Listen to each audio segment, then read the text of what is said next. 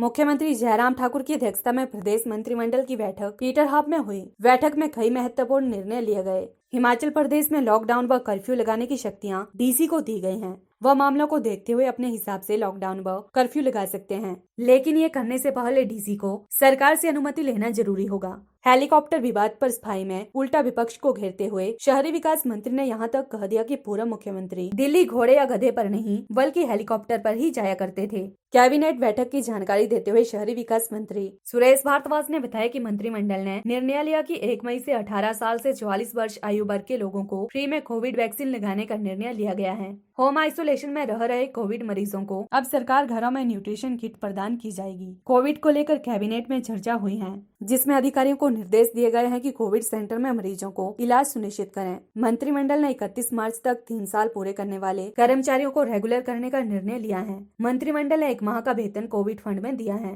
सरकार ने नया हेलीकॉप्टर पर उन्होंने बताया कि 2019 को टेंडर्स प्रक्रिया के द्वारा मेसर्स स्काईऑन कंपनी से लेने के लिए समझौता हुआ था। इस हेलीकॉप्टर का प्रयोग ट्राइबल क्षेत्रों में आपातकालीन स्थिति में भी प्रयोग किया जाता है, इसलिए बड़े हेलीकॉप्टर की आवश्यकता थी। मौजूदा हेलीकॉप्टर 2013 का मॉडल था, जो पुराना हो चुका था। पुराने हेलीकॉप्टर का रेट 5,10,000 प्रति घंटा था। इतना ही रेट नए हेलीकॉप्टर का भी है। नया हेलीकॉप्टर 24 सीट का है, जो दिल्ली पहुंच चुका है। अगले माह इसके शिमला पहुंचने की उम्मीद है। जो आपको कल और परसों जो है वो निर्णय बताए गए हैं, वो एज यूजुअल 1 मई तक कंटिन्यू करेंगे। प्रदेश सरकार ने ये भी निर्णय लिया है कि जिला मजिस्ट्रेट अपने अपने ज़िलों में वहाँ की सिचुएशन को जो है वो देखते हुए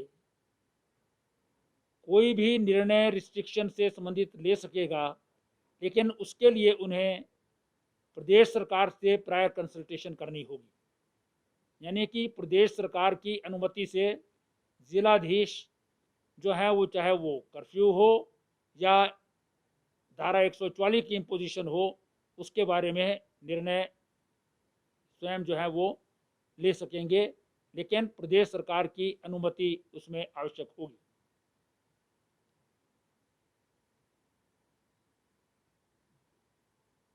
डिटेल में जो है वो कोविड-19 की जो नया दौर जो है वो चला है, इसके ऊपर जो है वो चर्चा हुई है। इसमें हेल्थ सर्विसेज जो हमारे मेडिकल कॉलेजेस हैं और हमारे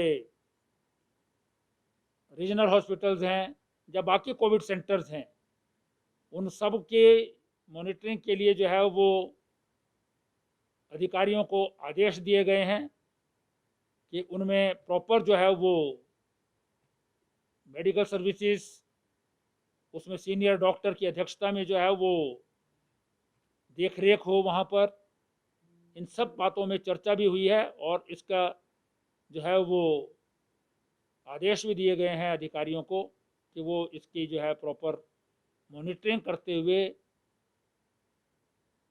कोविड-19 के जो मरीज़ हैं उनको प्रॉपर ट्रीटमेंट जो है वो मुहैया कराएं। अभी तक सिचुएशन को जो फीडबैक मिला है, सभी हॉस्पिटल्स में जो इसके लिए आवश्यक सामग्री, दवाई इत्यादि हैं, वो प्रदेश सरकार के सभी इंस्टीट्यूशन में अवेलेबल हैं।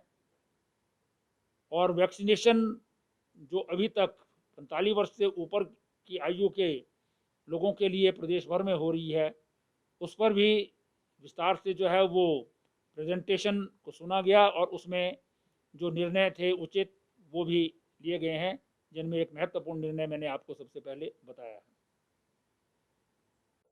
PLTV के लिए शिमला से पुष्पेंद्र की रिपोर्ट।